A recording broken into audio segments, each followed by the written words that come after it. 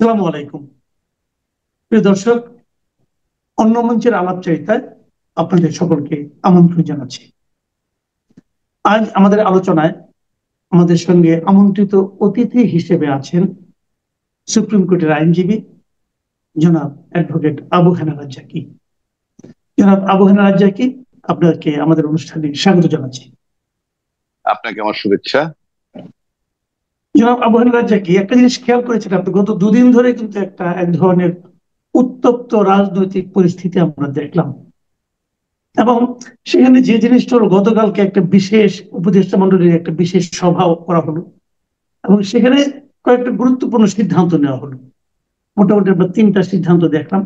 প্রথমত, যে আওয়ামী লীগের যারা নেতা আছেন এবং যারা নাকি এই জুলাই গণ অভ্যুত্থানের সময় বিভিন্ন গণহত্যা এবং অপরাধমূলক কর্মকাণ্ডের সঙ্গে জড়িত ছিলেন বলে অভিযুক্ত আছেন, তাদের বিচার সম্পন্ন না হওয়া পর্যন্ত এই দলটার সকল ধরনের রাজনৈতিক কর্মকাণ্ড স্থগিত করা হবে। পাশাপাশি যে ট্রাইব্যুনালে বিচার হতে পারে, সেই ট্রাইব্যুনালের যে আগে রাজনৈতিক দলকে নিষিদ্ধ করার যে এখতিয়ার ছিল না, সেই এখতিয়ারটা তাদেরকে দেওয়া হলো। এই যে ঘটনা প্রবাহ, এবং তার সঙ্গে আমরা দেখলাম দুদিন একটা আন্দোলন হলো, যে আন্দোলন থেকে মানে মনে হচ্ছে, আন্দোলনের চরিত্র দেখে মনে হচ্ছে অনেকে সরকারি সহযোগিতায় আন্দোলনটা হচ্ছে। এই ধরনের কথা অনেকে বলেছেন, অনেকে এটাকে পাতানো আন্দোলনও বলেছেন। এই সব মিলিয়ে এই যে ঘটনা প্রবাহ, এটাকে আপনি কিভাবে মূল্যায়ন করেন? আপনার প্রশ্ন তো অনেক লম্বা, হয়তো ভুলে যেতে পারি কোন পার্ট বলবো। আর আপনি বলেন, পরে আহ, ভাই আমি আপনাকে ধরিয়ে দেবো, না, সমস্যা নেই। আপনাদের সামনে কথা বলতে হলে আমার মানে মানে কি বলে স্বাভাবিক থাকতে পারেন এই কারণে যে আপনি এত বিজ্ঞ মানুষ এবং এত বেশি আহ, নানান জায়গায় আমার আলোচনা জায়গায় ব্যাপার সেমিনার। আছে আমাকে। হ্যাঁ, আমি যাই হোক যাই- না, আমি যেটা মনে করি আপনার ব্যাপারে সেটাই বলছি। জি, জি, প্লিজ। বিষয়টা হচ্ছে, আপনি প্রথমত যদি ওই পার্টটা শুরু করি, যে আপনি বললেন যে এমন কথাও আছে যে সরকারের সাথে আতাত করে এটা করেছে, মানে জি। আপনার কথাটার অর্থ এরকম। হুম। আর সেটা দিয়ে যদি আমি শুরু করি, ধরেন আমি তর্কের খাতিরে আপনার তর্কটাই মেনে নিলাম, কারণ জি। আপনি তো আর বানায় বলেন নাই বাতাস এরকম কথা আছে। সত্য রাইট। মিথ্যা আপনিও জানেন না, আমিও জানি না। রাইট। আহ কিন্তু প্রশ্ন হচ্ছে, আমি তর্কের খাতিরে ধরে নিলাম যে ধরেন এটা সাজানো, যে তোমরা আন্দোলন করবা, আমরা এইভাবে করব, কথার কথা। আর সাজানো মানে তো এটাই, আর তো কিছু না। রাইট, না তো না, ঠিক। সেক্ষেত্রে আমি যদি একটু পিছনে যাই, তা আপনার মনে আছে যে ইমরানের সরকার শাহবাগ থেকে তার যাত্রা শুরু, এবং এখন কিন্তু সে বিলীন হয়ে গেছে। অর্থাৎ আমার কাছে মনে হয় ওটাই তার মিশন ছিল। মানে রাইট। শাহবাগে যেটা করছে, যে কাদের মোল্লার ফাঁসির ব্যাপারে, সেখানে কিন্তু আইনের সাথে নতুন ধারা সংযোজন করে পরবর্তীকালে তার মৃত্যুদণ্ড কার্যকর করা হয়। এবং তারপরে যখন তার আর কোনো রোগ দেখি না এবং খোঁজই পাই না, এতে আমার কাছে মনে হয় এখন আমার ধারণা সে দেশেই নাই। তাহলে মনে হয় যে তাকে খুব পারপাসলি ইউজ করা হয়েছিল। এবং পারপাসলি ইউজ করা হইলে কি হয়, সরকারের মতো যে ইয়ে যদি এটাকে কাউকে ব্যবহার করে, তার হাইলাইট হইতে বেশি সময় লাগে না, মিডিয়া তার পিছনে ঘুরে হাইলাইটেড হয়ে যায়, ইত্যাদি ইত্যাদি। ওইভাবে যদি ধরি, তো একইভাবে যদি আজকে সাজানো আমি এটাকে ধরি, তাহলে তর্কের খাতিরে ধরে নিলাম যে তারা এই দাবি দেওয়া করবে এবং সরকার মেনে নিবে। তাহলে কিন্তু একটা রেজাল্ট কি হলো জানেন, যে আপনি যে গর্ত করে গেছিলেন পিছনে, সেই গর্তে আবার আজকে আপনি পড়লেন। বিষয়টা এরকম। মানে আওয়ামী লীগ যেটা করে গেছে সেই গর্তের ভিতরে তারা পড়ে গেছে, মানে আজকে পড়তে যাচ্ছে বা পড়েছে। আর যদি ওইভাবে ধরি, আর যদি রিয়েলিটিতে আসেন, রিয়েলিটিতে আসলে আমি ব্যক্তিগতভাবে যদি আমার মূল্যায়নটা জানতে চান, প্রথমত আওয়ামী লীগ সম্পর্কে যদি আমি এইভাবে ভাবি, আপনি যেটা একটা গাড়ি ধরেন, চলন্ত গাড়ি বা একটা গাড়ি, চালু গাড়ি, সেই গাড়িটা চালায় একজন চালক। সেই চালক হঠাৎ করে মনে করেন এমন একটা পরিস্থিতি হইলো যে চালকটা গাড়িটা ছেড়ে কাউকে না বলে চলে গেল, ইভেন গাড়ির স্টার্টটাও বন্ধ করলো না। এখন আওয়ামী লীগ যদি আপনি সেইভাবে তুলনা করেন, যে গাড়িটা ছিল আওয়ামী লীগ আর চালক ছিল শেখ হাসিনা, এবং সেই শেখ হাসিনা যে 5 তারিখ চলে গেল, কাউকে কিছু বলে গেল না। বাংলাদেশে এমন কোন অনেক সরকারেরই পতন হয়েছে, তারা তৃতীয় কাউকে দাঁড়া করিয়ে দিয়ে তার কাছে ক্ষমতা হস্তান্তর করে দেশে ছিল, কখনো কারো দণ্ড হয়েছে, কখনো হয় নাই, বাট দেশে ছিল, দায়িত্বটা কাউকে বুঝাই দিছে। একটা কলেজের প্রিন্সিপালও যদি কোথাও চলে যায় 3 দিনের জন্য, সে কিন্তু কাউকে না কাউকে ভারপ্রাপ্ত প্রিন্সিপাল বানিয়ে যায়। এত বড় একটা রাষ্ট্র, যার কাছে 18 কোটি লোকের ভাগ্য এবং 18 কোটি লোকের নাম বিক্রি করেছে, যে তাকে জনগণ বসিয়েছে, কাউকে না বলে একেবারে বের হয়ে চলে গেল। তার মানে ওই গাড়িটাকে স্টার্ট দেওয়া অবস্থায় চলে গেছে। আজকে যে সিদ্ধান্ত হয়েছে, তাতে মনে করেন আওয়ামী লীগকে যদি গাড়ি ধরেন, গাড়ির জায়গায় গাড়ি আছে, শুধু স্টার্টটা বন্ধ করে দিয়েছে, মানে এই ইঞ্জিনটাকে বন্ধ করে দিয়েছে। এটা হলো আপনার যদি বলেন কার্যক্রম বন্ধ, কারণ দল নিষিদ্ধ আর কার্যক্রম নিষিদ্ধ এক নয়। এবং দল নিষিদ্ধ কোনো যৌক্তিক সিদ্ধান্তও নয়, কারণ দলের ব্যাপারে ভোট দেয় মানুষ, ভোট দিলে ক্ষমতা আসবে, না দিলে আসবে না, এটা হলো দল। আবার কেউ কেউ বলেন যে রাজনৈতিক দল সবার মত নিয়ে বন্ধ নিষেধ করা উচিত ছিল কার্যক্রম, না, এটা সবার মতামত নেওয়ার ব্যাপার না। রাষ্ট্র যদি মনে করে যে কোনো কারণে এই কার্যক্রম বন্ধ করা দরকার, সে তার সিদ্ধান্তে করতে পারে। আর যদি মনে করে বন্ধ করার দরকার না, রাজনৈতিক লোকেরা বললে, দল বললেই বন্ধ করে দিবে, এটাও সঠিক নয়। এখন আসেন, আমার কাছে এই কার্যক্রম যৌক্তিক মনে হয় কিনা। প্রথম কথা বলি, বাংলাদেশ হলো সার্বভৌম স্বাধীন সার্বভৌম দেশ।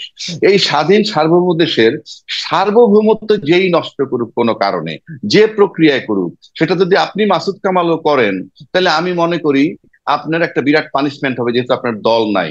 কিন্তু আপনি যদি রাজনীতি করেন এবং আপনি যদি দেশের সার্বভৌমত্ব নষ্ট করার প্রক্রিয়ায় সম্পৃক্ত থাকেন, আপনার রাজনীতি করার অধিকার বাংলাদেশে থাকবে না। এটা আমার কাছে মনে হয়, অন্তত এই যে সার্বভৌমত্ব যদি হ্যাম্পার হয়। এইবার আসেন, বাংলাদেশ একটা ভূখণ্ড আছে, সার্বভৌমত্বের সংজ্ঞায় একটা ভূখণ্ড আপনার লাগবে, সে আমাদের একটা ভূখণ্ড আছে। এবং সার্বভৌমত্বের সূত্র মোতাবেক এই ভূখণ্ডটাকে পাহারা দেওয়ার জন্য কিন্তু রাষ্ট্রের কিছু বাহিনী থাকে। অর্থাৎ বাংলাদেশের যদি বর্ডার সিকিউরিটি ধরেন আপনি, তাইলে কিন্তু ছিল বিডিআর, আজকে যারা বিজিবি। এবং আপনি জানেন যে বিডিআর এর কিন্তু নিজস্ব অফিসার নাই, সেনাবাহিনী থেকে তাদের এখানে অফিসার পাঠানো হয়। তো বাংলাদেশে 57 জন সেনা অফিসার মারা গেছে। আমি ব্যক্তিগতভাবে তখনও বিশ্বাস করতাম না যে অপারেশন ডাল ভাতের নামে এতগুলো অফিসার মারা যেতে পারে। কিন্তু সময়ের ব্যবধানে যখন জাতিসংঘ তদন্ত করলো এবং তাজুল ইসলাম সাহেবদের তত্ত্বাবধানে যখন অলরেডি বোধহয় প্রসিকিউশন, কালকে বোধহয় রিপোর্ট আসবে, তাদের তদন্ত রিপোর্ট, এই দুই জায়গায় মিলে বোঝা যায় যে দ্যাট ওয়াজ এ কনস্পিরেসি, ওই হত্যাটার ব্যাপারে। এবং তারপরে যখন এই 57 জন অফিসার মারা গেল, তাদের ব্যাপারে যখন প্রধানমন্ত্রী, সাবেক প্রধানমন্ত্রী শেখ হাসিনা সেনাকুঞ্জে গেলেন, সেখানে যারা ক্ষোভ প্রকাশ করছে, এমন প্রায় 2 শতাধিক অফিসার চাকরিচ্যুত হয়েছে। তাহলে আমার ভূখণ্ডটা যারা পাহারা দিবে, তাদের 57 জন নিহত হইল এবং 200 লোককে আপনি সরিয়ে দিলেন। তার মানে আমার ভূখণ্ডটা পাহারা দেওয়া, ভূখণ্ডটা অনেকটা অরক্ষিত হয়ে গেল, যেটা সার্বভৌমত্বের জন্য যদি হুমকি আসে, খুবই যৌক্তিক। সেকেন্ড আসেন, এটা করার পর কিন্তু উনি আয়রন লেডি হয়ে গেলেন, কারণ 57 জন অফিসার মেরে হজম করা, তারপরে 200 লোক চাকরিচ্যুত হওয়ার পর, অফিসার চাকরিচ্যুত হওয়ার পর বহাল তবিয়তে থাকা একটা অস্বাভাবিক ঘটনা, যেটা শেখ হাসিনা দেখাইতে পারছেন। এবং সেখান থেকে ভয়ের রাজনীতি, আতঙ্কের রাজনীতি বাংলাদেশে শুরু, এখানেই শেষ নয়। আপনি যদি স্বাধীন সার্বভৌম দেশ বলেন, তাহলে আপনার দেশের যে ভিতরের আভ্যন্তরীণ যে নাগরিক সমাজ আমরা, তাদেরকেও কিন্তু একেবারে স্বাধীনভাবে বেঁচে থাকতে হবে, জীবনের নিরাপত্তা থাকতে হবে। সেখানে আপনি যদি 5ই মে 2013 সালের ঘটনাটা আনেন, আপনি অনেক আলেম মারা গেছে, মাদ্রাসার ছাত্র মারা গেছে, কোনো সন্দেহ নাই। তারপরে 16 বছর ব্যাপী বিনা বিচারে হত্যা, আয়নাগর, সব যদি মিলান, তাহলে এই দেশের মানুষের আভ্যন্তরীণ সার্বভৌমত্ব বলতে যা বোঝায়, সেটাও ছিল না। এরপরে যদি আসেন যে আবার বর্ডার ক্রস করে, যেমন ধরেন আপনি যে বাসাটায় থাকেন, সেখানে যদি দরজা নক করে আর যদি বলে যে আমাদেরকে কিছু গুন্ডা তাড়াচ্ছে, আপনি ঘরে একটু আশ্রয় নেই, 5টা লোক ঘরে ঢুকিয়ে দিলেন, এরপর আর বের করতে পারতেছেন না, আপনার ঘরটার প্রাইভেসি বা সার্বভৌমত্ব থাকবে? আর থাকবে না। তো আপনি যখন আমার একটা স্বাধীন ভূখণ্ডের মধ্যে 57 জন অফিসার তো মূল্যই 2009, 17তে যখন 10 লক্ষ 11 লক্ষ রোহিঙ্গা ঢুকাইলেন, সার্বভৌমত্ব আমার ছিল না। তর্কের খাতির ধরে নিলাম যে বিপদগ্রস্ত মানুষকে আপনি আশ্রয় দিচ্ছেন, আপনি তাদের ওয়ে আউট রেখে না ঢুকতে দিবেন, কিন্তু আপনি তারপরে আর তাদেরকে বের করতে পারলেন না। না পারলে কি হইলো, আমার দেশের একটা ভূখণ্ডের মধ্যে 10-11 লক্ষ লোক, এখন 13-14 লাখ হয়েছে, গত বছর মিলিয়ে এই সরকার সহ আরো মানে বোধহয় আপনি বলতে লাখ যাচ্ছেন, খানিক ঢুকেছে। আপনি বলতে যাচ্ছেন শেখ হাসিনা নানা কর্মকাণ্ডের মাধ্যমে বাংলাদেশের সার্বভৌমত্বকে বিপন্ন করে ফেলেছিল। ইয়েস, আমি সেটা বলতে চাই। এবং এই যে ভূখণ্ডতে আপনি ঢুকাইলেন, আপনি লক্ষ্য করে দেখেন, তারপরে 18 সালের নির্বাচন হয়েছে, একটা ভূখণ্ডে 10-12 লক্ষ লোক ছিল, তারা ভোটার না, দেশের নাগরিক না, তাদেরকে আমি বাসায় রেখে আমি আমার নির্বাচন করে যাচ্ছি, ওখানে কিন্তু আমার কোনো রোল নাই, এবং তারা আমার দেশে অবৈধ, তারা আমার নাগরিক না, ভোটারও না। ঠিক তাহলে আছে রাজনীতি আপনি, ভাই, আমি আপনার আমি সঙ্গে। শেষ করি। জি আমি বলে নিই, এই জি যে সার্বভৌমত্বের প্রতি যে হুমকি যেটা হইলো, সেই জি। সার্বভৌমত্ব যে ক্ষতিগ্রস্ত করছি আমি আজ পর্যন্ত, আমি মনে করি সার্বভৌমত্ব যাকে দিয়ে নষ্ট হবে কিংবা হুমকির কাছে, তাদের রাজনীতি করার অধিকার নাই। সে আওয়ামী লীগ না, যে কোনো ব্যক্তি বা যে ঠিক কোনো আছে গোষ্ঠীর রাজনীতি বা ভাই, যে কোনো দলের। আপনার এই বক্তব্যের সঙ্গে আমি একমত। এখন আমি একটু কুতর্ক করি, উত্তপ্ত জি। করি। হ্যাঁ, সেটা হলো, হম। আপনি এতক্ষণ যে যে কথাগুলি বললেন, এগুলি সবকিছুর জন্য শেখ হাসিনা দায়ী। শেখ হাসিনা বাংলাদেশের সার্বভৌমত্বের জন্য হুমকি ছিলেন আপনি বলছেন। যদি সেটা সত্য হয়, আপনি শেখ হাসিনার বিচার করবেন। কিন্তু আওয়ামী লীগ তো একটা অনেক বড় একটা দল। এই দলের অনেক লোক ছিলেন যারা একদম গ্রামে গঞ্জে মাঠ পর্যায়ে ছিলেন। তারা তাদের ওই এলাকার যে একজন দলের নেতা, যে তার সামনে কথা বলার সাহস পেতেন না, কিন্তু তারা আওয়ামী লীগকে ভালোবাসতেন। এখন যদি আপনি আওয়ামী লীগটাই বন্ধ করে দেন, তাহলে তাদের যাওয়ার জায়গাটা আপনি কোথায় রাখলেন? এতগুলো লোককে আপনি কোথায় যেতে দিবেন? এতগুলো লোক তাহলে কি করবে? কাজে ধরেন, যখন একটা বাস কাউকে অ্যাক্সিডেন্ট করে, তখন আপনি কি করবেন? বাসের ড্রাইভারকে নিয়ে থানায় দিবেন অথবা পুলিশের কাছে দিবেন। আপনি যদি বাসটাই পুড়িয়ে দেন, তাহলে সেটা কি আপনার বিবেচনা লজিক্যাল হলো? আপনি এটার জবাব যদি দেই, একটা বাস বা গাড়ি যখন অ্যাক্সিডেন্ট করে, কিংবা একটা বাস বা একটা গাড়ির ভিতরে যখন ইয়াবা পাওয়া যায় কিংবা মাদক পাওয়া যায়, তখন আপনি আহ ড্রাইভারকে আটক করেন। ড্রাইভার বলতে যিনি চালান, তিনি যদি গাড়ির মালিকও হন, তিনি চালক, তাকে আপনি গ্রেফতার করেন, ভালো কথা। ইয়াবা পাইছেন, ভালো কথা। এই গাড়িতে ইয়াবা কে উঠাইছিল? গাড়ি নিজে উঠাইছেন, আপনি উঠাইছেন, কিন্তু গাড়িটা কাস্টডিতে যায় কেন? গাড়িটা থানা সিজ করে কেন? আপনি কি এটার যুক্তি আছে কোনো? আমি চ্যালেঞ্জ করে বলতে পারি, আমার এটার যুক্তি নাই। কারণ এই অ্যাক্সিডেন্ট গাড়ি করে নাই, করছে চালক। এই গাড়িতে মাদক উঠাইছে ওই ভদ্রলোক, গাড়িতে উঠায় নাই। কিন্তু আপনি গাড়িটাকে কিন্তু আসলে আলামত হিসাবে নিয়ে যাচ্ছেন কোথায়? আপনার থানায়, থানা কাস্টডিতে। তাহলে একটা বাড়িতে যখন রেপ হয় কেউ, তখন কি আলামত হিসেবে সেই বাড়িটা তুলে নেয়? নেয় না তো। এক। দুই, যখন কোনো এয়ারক্রাফটের ভিতরে কোনো অবৈধ ইয়াবা উদ্ধার হয়, সেই এয়ারক্রাফটটাকে সিজ করে কোথাও নিয়ে যাওয়া হয়? নিয়ে যাওয়া হয় না তো। সুতরাং যে সূত্রে, যে তথ্যে, যে কারণে গাড়িটা নিয়ে যেতে পারে থানায়, মাদক পাইলেন গাড়িতে, গাড়িতেও আর উঠায় নাই, অ্যাক্সিডেন্ট করলো চালক, গাড়ি তো আর করে নাই, কিন্তু হাজার হাজার গাড়ি তো আপনার থানায় কাস্টডিতে আটকা রয়েছে। সেটা কেন? যেই কারণে ওই গাড়ি আটকা, সেই কারণে আপনার এই একইভাবে, যেহেতু আপনি যে দলটার কথা বলছেন, সেই দলটা কি করছে, যেটা বললাম, বয়ান দিলাম, এই যে সার্বভৌমত্ব নষ্ট করেছে বললাম, আমি খুব যৌক্তিক, আমি মনে করি না আমাকে কেউ চ্যালেঞ্জ করতে পারবে। এই যে সার্বভৌমত্ব নষ্ট করছে, তাতে যে লোকগুলার কথা বললেন অবশিষ্ট আছে, তারা কি কেউ বলেছে আপনাকে যে ভাই, এই সার্বভৌমত্ব যে নষ্ট হলো, কাজটা তো ভালো করেনি, আমি ভাই আওয়ামী লীগ করবো না? একটা কথার কথা বলছি, তার মানে কি? সার্বভৌমত্ব নষ্ট করছে, এবং তাদের কি টপ টু বলার মতো বটম। কোনো পরিবেশ আছে? একজন ধরেন একজন আওয়ামী লীগের উপজেলা কমিটির একজন লোক সে কথাটা বলতে চায়, তাকে বলার মতো কোনো বাস্তবতা আপনি বজায় রেখেছেন? সে আজকে ঢাকায় এসে প্রেস কনফারেন্স করে বলতে চায়, তাকে আসতে দিলেন? সেটা এলাকা থেকে বের হওয়ার সরাসরি তাই সে তো মবের কবলে কোথায় পড়বে। কোথায় বলতে চায়? কোথায় বলেন আপনি? ধরা যাক সে বলতে চায়, তাকে আপনি কি বলার ধরা যাক, সুযোগ আমি দিবেন? আ- আমি আমি তো ধরবো না, আমি তো দেখি নাই। ইভেন শেখ হাসিনা চলে যাওয়ার পর উনি কি বলছেন? উনি বলছেন আমার কি অপরাধ, না, ওনার আমি কথা কি বাদ দেন, করেছি? না না, আপনি ওনার কথা বাদ ওনার দেন, আমি তো ফলোয়ার্স, ওনাকে না না ছাড়াই ওনার আছি না। ফল না না না না ওনার ফলোয়ার্সই তো তারা, ওনার ফলোয়ার্সই তো তারা। আপনি শুনেন, আপনি আপনি আপনি আপনি একটা কথা বলি, আপনি কি বলে, a tree is known by its fruits, একটা কথা আছে, বৃক্ষ তোমার নাম কি, ফলে পরিচয়। তাহলে আপনি ফলগুলাও যদি দেখেন, গ্রাসরুট লেভেল থেকে ফল ধরে আসেন, আপনিই বলতে থাকবেন যে না, গাছ তো আমরা জানি, ফল তো এমন হবেই, গাছ তো আমি জানি, ফল তো আচ্ছা এমন ঠিক আছে, হবেই। আমি আপনার কথা মানলাম। এটা যদি সত্য হয়, আমি আপনার কথা মানে আপনার যুক্তি যে ঠিক হয়, তাহলে কি আপনি বলবেন তাহলে 71-এর গণহত্যার জন্য কি জামাতেরও একই পরিণতি হওয়া উচিত ছিল? আমি কি বলতে চাই সেটা বড় কথা না, কিন্তু পত্রিকান্তরে যা দেখেছি, রাজনৈতিক ভাবে যে মতান্তর আমি পেয়েছি, তাতে জামাতকে সমর্থন করার মতো কিছু আমি পাই নাই, নাম্বার ওয়ান। নাম্বার টু হচ্ছে, আপনি স্বাধীনতার বিরোধী শক্তি হিসাবে বিগত সরকার কিন্তু বিচার করে গেছেন। যদি কাউকে বাদ দিয়ে থাকেন, সেটার দায়ও তার। কেন বিগত সরকারের দায় বলি? কারণ বিগত সরকার যারা চলে গেছে, তারা কতগুলো কথা কথা যদি আমি আপনাকে সিম্পল বলি, যেমন ধরেন আপনি একটা হত্যা হইলো, মাসুদ ভাই ধরেন আপনি একটা হত্যা ঘটনা হয়েছে, হত্যা করছে। এখন হত্যা যে করছে সেই লোকটাকে আপনি পাইলেন, ধরেন সেই লোকটাকে আপনি পাইলেন, যে সে বলতেছে আমি হত্যা করছি। তখন যদি বলে তুমি হত্যা করছো কেন, তখন যদি বলে সে আমাকে এইভাবে এই প্রক্রিয়া অমুকে বলছে হত্যা করতে, তার মানে কি? আপনি কিন্তু কনস্পিরেটর পেয়ে গেলেন, তাই না? আপনি কিন্তু কনস্পিরেটরটা পেয়ে গেলেন। আপনি হত্যাকারীকে পাইলে কনস্পিরেটর পাওয়া যায়, আবার কনস্পিরেটরকে পাইলে হত্যাকারীকে নাও পাওয়া যেতে পারে।